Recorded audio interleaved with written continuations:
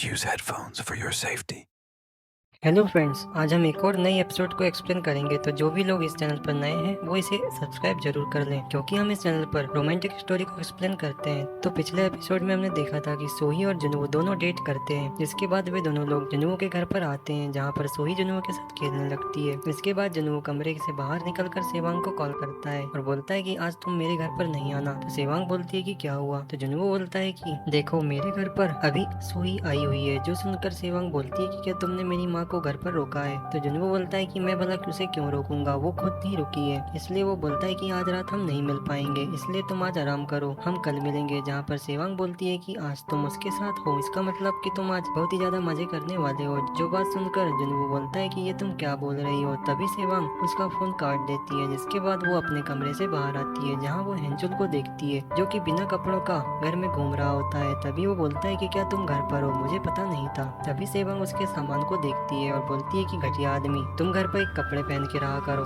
तो हेंचुल बोलता है कि कमीनी औरत, ये क्या बोल रही हो। तो सेवांग बोलती है कि ये लो कपड़े और इसे कवर करो और अपने औजार को मेरे सामने दोबारा मत दिखाना। ये बोलकर वो वहाँ से जाने लगती है, जहाँ पर हेंचुल को सेवांग के ऊपर गुस्सा आ जाता है और वो उसके बालों को पकड़कर बोलता है कि तुम एक नंबर की कमीनी लड़की हो। ये बोलकर वो उसके कपड़े फाड़ देता है और बोलता है कि चलो देखें कि तुम कितनी साफ हो। जो देखकर सेवांग बोलती है कि क्या तुम पागल हो गए हो, ये क्या कर रहे हो। तो हेंचुल बोलता है कि मुझे पता है कि तुम डेटिंग कर रही हो, क्योंकि कुछ दिनों से तुम सच सवर के बाहर जाती हो। जहाँ वो बोलता है कि आखिर वो कमीना आदमी कौन है और तुमने कितनी बार गेम खेला है। इसके बाद सीन शिफ्ट होता है और हम जुनवो और सोई को देखते हैं, जहाँ वे दोनों सोए थे। तभी सोई को होश आता है, जहाँ उसे जुनवो से सेवांग की स्मेल आती है। लेकिन सोई बोलती है कि मुझे पता है कि जुनवो ऐसा नहीं करेगा। और यहाँ पर हम पास्ट में एक वीक पहले का सीन देखते हैं, जहाँ पर सोई बैठी होती है। तभी वहाँ पर हेंचुल आता है और बोलता है कि तुमने मुझे यहाँ पर क्यों बुलाया है। तो सोई पूछती है कि क्या तुम्हें पता है कि हाल ही में सेवांग कहाँ जा रही है। तो हेंचुल बोलता है कि मुझे नहीं पता कि वो कहाँ जाती है। जिसके बाद वो बोलता है कि आखिर तुम ये सब बातें क्यों कर रही हो, मुझे पता है कि तुम भी जुनवो के साथ डेटिंग कर रही हो। वैसे पिछली बार मैंने उस जुनवो की अच्छे से धुलाई की थी, लेकिन इस बार मैं उसे खत्म कर दूंगा। और बोलता है कि तुम्हें अपनी एज का ध्यान रखना चाहिए, तुम कैसे अपने बेटे के क्लासमेट के साथ डेट कर सकती हो। जो सुनकर सोई उसके ऊपर भड़क जाती है और बोलती है कि तुम मुझे मत सिखाओ कि मुझे क्या करना चाहिए और क्या नहीं, और जुनवो के साथ डेट मैं करूँ या ना करूँ ये तुम्हारा काम नहीं है। और रही बात जुनवो की, तो यदि तुमने उसे हाथ भी लगाया तो ये तुम्हारे लिए ठीक नहीं होगा। जो सुनकर एंजल बोलता है कि तुम एक लव बर्ड बन गई हो और बोलता है कि भाड़ में जाओ, तुमको जो करना है करो। वो ये बोलकर वो वहाँ से जाने लगता है। जहाँ जाते समय बोलता है कि वैसे वो कुतिया कहाँ जा रही है, मुझे लगता है कि तुम्हें ये पता है। तो सोई बोलती है कि मुझे एक आदमी के बारे में पता चला है। जिसके बाद सीन शिफ्ट होता है और हम सोई को देखते हैं, जो सपने में देखती है कि जुनू सेवांग की ले रहा है। जो देखकर वो जोर से चिल्ला देती है, जहाँ उसकी आवाज सुनकर सेवांग उसके रूम में आती है और बोलती है कि क्या हुआ, मैंने तुम्हारी चीख सुनी। तो सोई बोलती है कि मुझे एक पूरा सपना आया था। जिसके बाद सोई बोलती है कि वैसे तुम किस आदमी के साथ डेट कर रही हो। जो बात सुनकर सेवांग बोलती है कि आपको क्या करना है ये जानकर। तो सोई बोलती है कि मैं तुम्हारी माँ हूँ, इसलिए तुम मुझे बताओ कि वो आदमी कौन है। जो सुनकर सेवांग बोलती है कि अगर मैंने तुमको उसका नाम बता दिया तो तुम वादा करो कि तुम मेरा सपोर्ट करोगी। तो सोई बोलती है कि हाँ, मैं तुम्हारी माँ हूँ, मैं जरूर ऐसा करूंगी। इसके बाद सेवांग बोलती है कि उस आदमी के बारे में तुमको जल्दी पता चल जाएगा। जो सुनकर सोई के होश उड़ जाते हैं। जिसके बाद सीन शिफ्ट होता है और हम जुनू को देखते हैं, जो रोमी के साथ एक रेस्टोरेंट में होता है, जहाँ पर रोमी उसे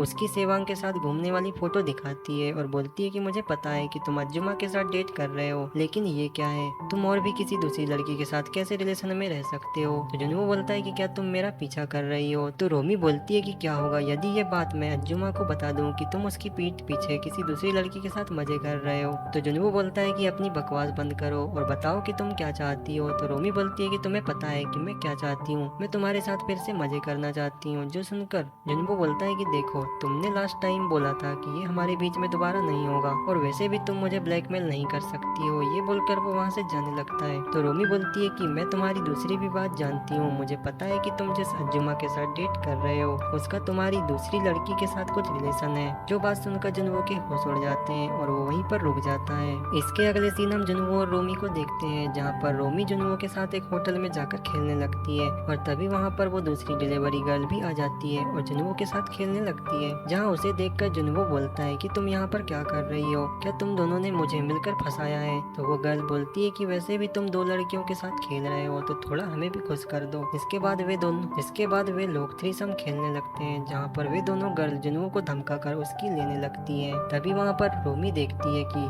जुनवो के फोन पर किसी का मिस कॉल आया है, जो देखकर वो उस नंबर पर कॉल करती है, जहाँ ये देखकर जुनवो उसे ऐसा करने से मना करता है, लेकिन रोमी फोन लगा देती है। जहाँ पर सोही कॉल उठाती है तो रोमी बोलती है कि तुम कौन बोल रहे हो। तो सोही बोलती है कि पहले तुम बताओ कि तुम कौन बोल रही हो और जुनवो कहाँ पर है। तो रोमी बोलती है कि क्या तुमने मुझे पहचाना, मैं वही लड़की हूँ जो तुमसे उस दिन बार में मिली थी। तो ये सुनकर सोही बोलती है कि हाँ मुझे याद आया। जिसके बाद सोही बोलती है कि जुनवो कहाँ है। तो रोमी बोलती है कि हम लोग अपने असाइनमेंट पर काम कर रहे हैं और वो अभी बाथरूम गया है। ये बोलकर वो रोमी फोन काट देती है, जो देखकर जुनवो को रोमी पर गुस्सा आ जाता है, क्योंकि उसकी वजह से आज वो पकड़े जाने वाला था। जिसके बाद जुनवो उन दोनों से बोलता है कि तुमने मुझे बहुत ब्लैकमेल किया है, अब मेरी बारी है। ये बोलकर वो दोनों की इतनी ज्यादा लेता है कि वे दोनों की हालत खराब हो जाती है। इसके बाद सीन शिफ्ट होता है और हम जुनवो को देखते हैं, जो पूरी तरह से एग्जॉस्ट हो गया था। जिसके बाद वो सोही से मिलने के लिए जाता है, जहाँ पर वो सोही से बोलता है कि मुझे माफ करना, मुझे आने में देर हो गई। जिसके बाद वो सोही से बोलता है कि चलो अब हम घर चलते हैं। तभी सोही उसका हाथ झटक देती है और उसे एक खींच के थप्पड़ लगाती है और बोलती है कि जुनवो आजकल तुम मेरा फोन नहीं उठाते और टाइम पर मुझसे मिलते भी नहीं हो, क्या तुम मुझसे प्यार नहीं करते। जो सुनकर जुनवो बोलता है कि तुम ऐसा क्यों बोल रही हो, क्या तुम इसलिए बोल रही हो क्योंकि आज रोमी ने तुम्हारा फोन उठाया था। तो जुनवो बोलता है कि मैं थोड़ा बिजी था। तो सोही बोलती है कि हम दोनों लवर हैं और तुम मेरे बॉयफ्रेंड हो, क्या तुम मुझे रिटर्न कॉल भी नहीं कर सकते। ये बोलकर सोही रोने लगती है और बोलती है कि मैं मेरी जॉब से थक गई हूँ, क्या तुम मेरा हाल भी नहीं पूछ सकते कि मैं कैसी हूँ और क्या कर रही हूँ। जो सुनकर जुनवो सोही को गले लगा लेता है और बोलता है कि मुझे माफ कर दो, मुझे नहीं पता था कि तुम इतनी बुरी कंडीशन से गुजर रही हो। और बोलता है कि मैं वादा करता हूँ कि अब से मैं हर दिन तुम्हें कॉल करूंगा, जिससे तुम्हें अकेला फील नहीं होगा। और इसी के साथ ये एपिसोड एंड हो जाता है। तो मिलते हैं इसके नेक्स्ट एपिसोड में।